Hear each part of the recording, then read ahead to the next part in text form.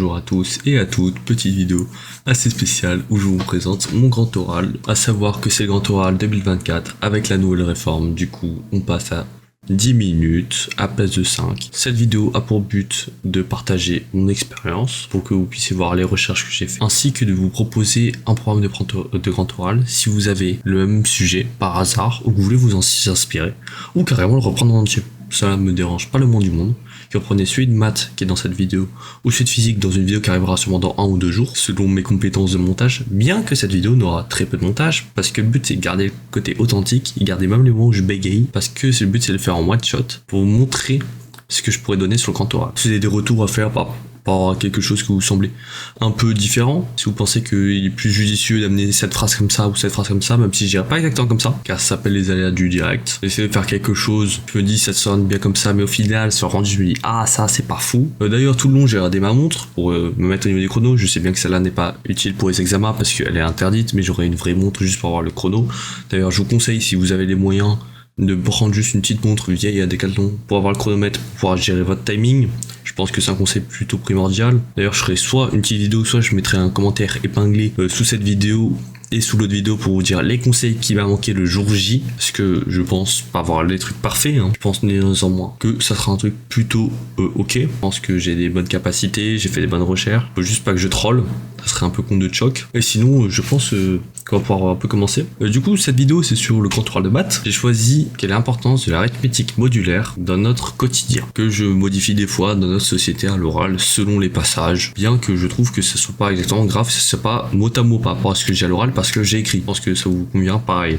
Si vous pensez que c'est pas d'accord avec ça et que c'est grave, mettez-moi dans les commentaires. D'ailleurs, je ne dénoncerai pas mon plan, j'irai tout droit comme ça de A à Z en racontant une histoire un peu en mode storytelling, parce que je trouve ça un peu bête de donner mon plan, que si je donne mon plan, je vais dire dès le début quelles sont les utilités de notre quotidien. Ça serait un peu con de spoil la fin avant de dire le début. Je trouve ça un peu contradictoire, mais certains pensent que c'est mieux de faire un truc structuré, très scolaire, alors moi je pense que c'est plus une qualité d'expression et montrer nos arts oratoires. Non, je vois au niveau du record que c'est quand même pas mal de temps que je cause. Bon, il y a quand même des cuts au niveau du début, mais au niveau du record je suis à 3 minutes tellement que je suis mauvais. Ouais, il va falloir commencer. Alors les feuilles, je vais les montrer devant moi, mais on les voit très mal. Du coup je vous mettrai la feuille sur l'écran, sûrement en bas à droite. Je pense que je vous le mettrai à droite. Et du coup ce que je montre, j'ai pas trop montré parce que j'ai déjà fait les tests pour voir vite fait comment ça marche. Et je voyais qu'on voyait pas très bien et que c'est pas fou, du coup je vous mettrai la photo scannée. Je pense que j'ai pas d'autres choses à aborder. Si j'ai d'autres choses à aborder ou que vous voulez aborder, on ira régler ça dans les commentaires, ou sinon vous pouvez aller sur le Discord communautaire qui est plus principalement gaming, mais on peut parler de tout, échanger de tout. On est là pour vivre en société, tous ensemble, main dans la main, sans conflit, sans rien. Bon, je pense que j'ai assez parlé. De nos jours, de nombreux phénomènes mathématiques qui régissent nos vies. Malgré eux, certains phénomènes plus ou moins visibles sont indispensables à notre vie en société. Sans eux, nous serons plus à une ère primaire où on ne pourrait pas faire tout ce que l'on veut. Et oui, nos mathématiques sont là pour nous améliorer la vie, ce qui est plutôt magnifique. Il vous en convient. Pour ça, aujourd'hui, on va se pencher plus particulièrement sur l'arithmétique modulaire, ainsi que la congruence. Et on va se demander la question suivante. Quelle est l'importance de l'arithmétique modulaire dans notre société ? Car, à première vue, quand je vais à la boulangerie ou à la pharmacie, quand je vais à ma pharmacie pour aller m'acheter mes médicaments parce que j'étais malade, je ne fais jamais de division euclidienne, de congruence ou quelque que ce soit d'autre dans l'arithmétique modulaire. Le maximum qu'on fasse, c'est je me mets la carte bleue, à la limite on fait un calcul, on fait des additions, soustractions pour savoir combien il nous rentre de monnaie. Mais bon, à première vue, c'est pas très utile, c'est un peu mentir, un peu abuser sur les mots. C'est pour ça qu'on va se poser, sur un algorithme très récent, car c'est vrai que notre arithmétique modulaire, il y a quelques centaines d'années, n'était pas utile, bien que de nombreux mathématiciens ont fait des avancées dessus, depuis le 5e siècle avant Jésus-Christ, bon, plus 4e, avec Euclide. Ensuite, nous avons, pour citer que 2 grands mathématiciens dans ce domaine, Leonhard d'Euler, au 18e siècle, ainsi que Carl Friedrich Gauss, au 19e, qui sont pour moi les plus grands mathématiciens et ont apporté les plus grandes avancées dans ce domaine. On parle dans ce domaine, bien évidemment. Mais bon, à quoi ça sert ? Là on parle, mais on va voir pas vraiment d'utilité. En fait, comme je vous l'ai dit, Maintenant, avec la développée d'Internet, le moyen de pouvoir protéger nos données est très important, ça devient quelque chose de primordial. Il y a beaucoup de données confidentielles, que ce soit nos numéros de carte bancaire, nos comptes bancaires, que ce soit nos informations personnelles, notre adresse, ou même les secrets d'État, il faut les protéger. Que ce qu'on a fait depuis des années, c'est le décodage. On crypte notre message, mais bon, les calculs de lettres 3 dans l'alphabet, bon, c'est bien rigolo, mais évidemment c'est facilement décryptable. C'est pour ça qu'on va se poser sur l'algorithme asymétrique RSA, inventé par Adi Shamir ainsi que deux de ses compères, en 1977, qui est très très simple et qui permet de protéger nos données, qui est notamment utilisé de nos jours pour protéger nos données, dans la plupart des cas. Bon, pour vous présenter ce système, on va passer avec l'information générale ainsi qu'un exemple. Comme vous voyez, nous avons plusieurs étapes. On va commencer par la première étape. Sélectionner P et Q. P et Q, deux nombres premiers. Nous avons besoin de deux nombres premiers. Ici, on va prendre 5 et 11, qui sont tous les deux premiers. Attention, par contre, dans la vraie vie, si on veut avoir quelque chose de très sécurisé, on prend au moins 10 ou 20 chiffres, tout en restant premier, bien évidemment. Ce qui permet de limiter les cas de forçage, parce que sinon, nous avons un cas limité de possibilités. Et avec un super ordinateur, ça se fait en quelques minutes, même pas. Voire quelques secondes. Si on prend vraiment 5 et 11, ça va aller très très vite, vous allez voir. Vous allez voir à quoi ça sert. Du coup, l'étape numéro 2. C'est bien beau d'avoir choisi celle-là, mais il sert à faire des calculs pour la suite de notre avancée. On va calculer grand N, qui est le produit de P et Q. 5 fois 11, il vous en convient plutôt facilement que ça fait 55. Et petit n, qui est modélisé par la fonction d'Euler, P-1 facteur de Q-1, qui nous fera du coup 4 fois 10, 40. Jusqu'à là, c'est plutôt simple. Mais bon, ça nous avance pas trop. Comme je vous l'ai dit, ce système algorithmique est asymétrique. Qu'est-ce que ça signifie? Ça signifie plutôt aisément qu'il y a deux clés. Une clé publique, la première, qui sert à crypter notre message, qui peut être dévoilé à tout le monde, qui permet à n'importe quel utilisateur ayant cette clé publique de crypter le message. Par exemple, je vais envoyer à la personne qui a fait ce codage sans que je puisse décrypter, c'est pas grave, je vais juste envoyer un message à sens unique. J'ai le moyen de le crypter plutôt facilement. J'envoie mon message, il pourra le décrypter de son côté.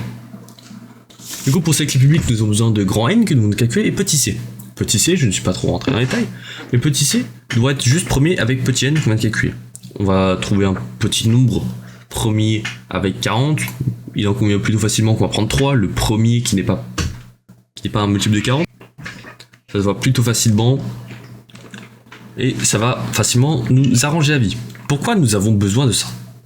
Pour trouver notre message intermédiaire, I pour message intermédiaire, on va faire le reste de la division euclidienne de m puissance c par n.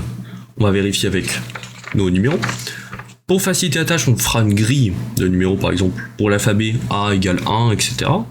Pour les transformer en numéros, pour ensuite les crypter. Du coup, si on va envoyer le message OK pour vite que ça fonctionne, on va prendre O qui est égal à 15 dans l'alphabet et K qui est égal à 11. 15 puissance 3, le reste de la division euclidienne par 55 qui est notre grand N, je précise, et 20. Et pour 11, c'est plutôt curieux, mais on retombe sur 11 plutôt aisément. C'est un hasard plutôt curieux et aléatoire. C'est plutôt marrant. Mais bon, c'est bien joli, nous avons notre message intermédiaire. Mais c'est bien rigolo, mais j'obtiens 20, 11, j'ai pas à en faire grand chose. C'est pour ça que nous avons la clé privée, comme je vous l'ai dit un poil plus tôt, qui sert à décrypter notre message comme elle le dit. C'est qui va nous aider à retomber sur le message initial. Donc on va plutôt facilement. C'est pour ça qu'elle ne doit pas être révélée aux personnes qui ne doivent pas décrypter. Elle doit être juste à celles qui doivent avoir l'information. C'est pour ça que généralement c'est juste celles qui créent ce système pour que ce soit à sens unique. À la limite on en fait plusieurs. Comme ça limite les cas d'insécurité.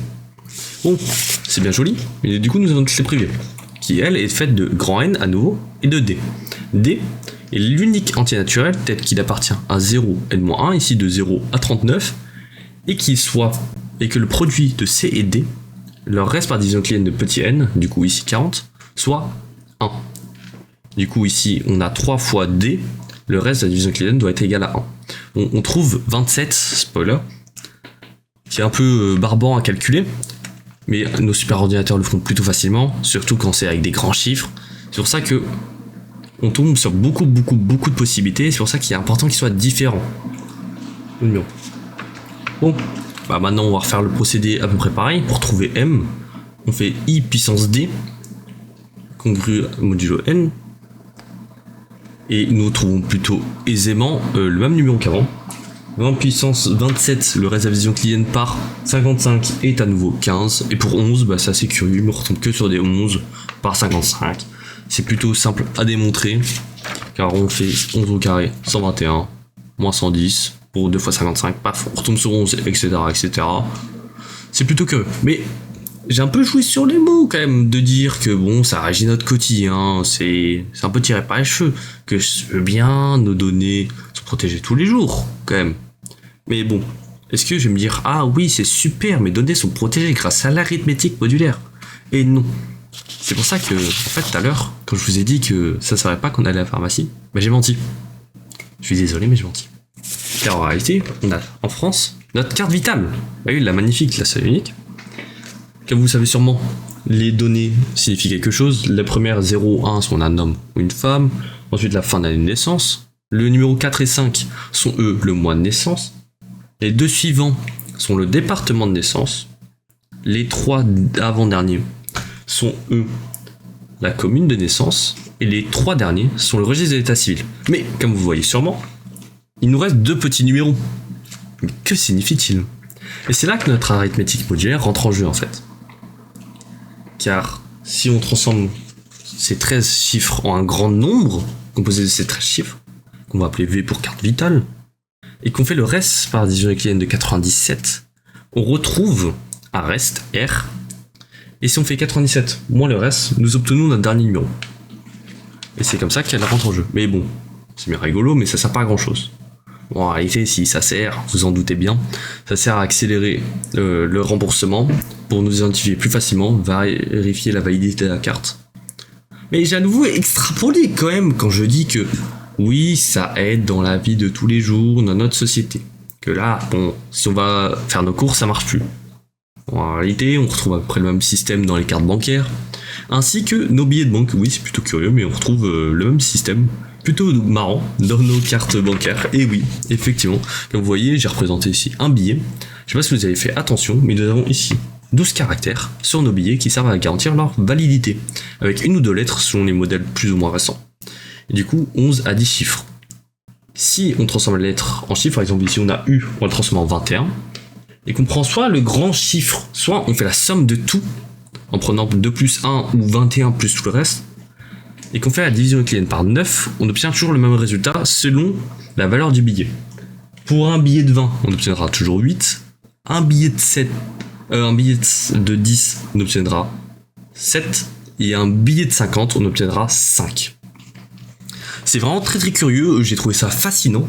Si vous avez d'autres questions qui vous viennent à l'esprit sur ce phénomène qui est quand même fabuleux, qui sort vraiment de l'ordinaire, bah je suis tout oui. Et même si vous voulez démontrer la validité de ce billet ou vérifier notre algorithme, vraiment, ça serait avec un grand plaisir. On va dire que j'ai un poil dépassé, mais c'est parce qu'il sort de mettre le chrono. Mais à peu près 10 minutes 20. 10 minutes, je suis entre 10 minutes et 10 minutes 20. C'est plutôt bien. Pourtant, je suis resté vraiment très longtemps sur la première partie. Du coup, j'ai fait exprès de raccourcir la fin. C'est pour ça que je pense à peu près, et je garde la montre, c'est pour ça que je trouve ça vraiment très important. Que là, par exemple, je suis resté, je crois, à peu près 6 minutes 20 sur la première partie. Alors que c'est à peu près équivalent. Bon, j'avais plus prévu faire 6 et 4 dans l'optique de base. Que du coup, il y a l'intro 1 minute, 5 minutes de deuxième partie, et le reste, c'est du blabla. J'ai de quoi gratter un peu plus de temps en ralentissant mon rythme de parole à la fin parce que je voulais vraiment tout faire rentrer. Je crois que vous avez vu, j'ai un poil accéléré. Mais aussi, juste tout simplement en spécifiant un peu plus les billets et en vérifiant avec celui-là. J'ai les calculs en dessous. Ouais, j'aurais pas vraiment le jour J avec le grand nombre. Mais je pourrais demander à faire soit de tête, et je pourrais faire, bon, voilà, que 21 plus 1 plus 3 plus 6 plus 5 plus 1 plus 3 plus 8 plus 2, je pense que ça se fait plutôt facilement. On semble éviter 2, etc. Voilà, c'est plutôt simple. Ainsi que la carte vitale, j'aurais pu un peu plus prendre du temps, expliquer qui est quoi, mais comme j'ai vu qu'il restait beaucoup de temps, j'ai un peu accéléré. Et du coup, si vous avez même des questions qui vous viennent à notre site, en mode, ah oui, mais j'aurais posé ça comme question, bah ça pourra vraiment m'aider. Si vous voulez poser, ça m'aiderait vraiment. Ou même pour ceux qui viennent sur cette vidéo pour s'inspirer au grand oral pour l'année prochaine. Ou même pour cette année, hein, si on a qui font s'ils vont un petit oral plutôt similaire et qui veulent dire ah oui, mais ça c'est une bonne idée. Bah, venez, posez vos questions. qu'on soit content, qu'on s'entraide. Et je pense que c'est vraiment super sympa de s'entraider. J'ai bientôt faire la vidéo pour la physique chimie, que je tournerai sûrement demain vu l'heure. Et voilà, plutôt sympathique. Dites-moi ce que vous avez pensé dans les commentaires. Et on se retrouve assez bientôt pour une nouvelle vidéo, pour le deuxième grand oral. Et pour la suite, il y aura des vidéos sur toutes les chaînes, sur la chaîne Coffee Curl, venez. Normalement, on va essayer de poster tous les dimanches. Sur ma chaîne principale, il y aura du Dokkan et peut-être un peu d'autres gaming. Le Dokkan, ça arrive en force avec ce qui arrive. Et nous avons sur cette chaîne où il y aura c'était un peu de maths, un peu de petites conneries que j'ai envie de dire. Ici c'est un peu plus irréel et un peu plus scolaire, un peu plus cadré. Mais sur mes autres chaînes, je suis en total vrille.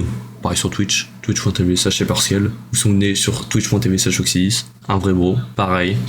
Et voilà.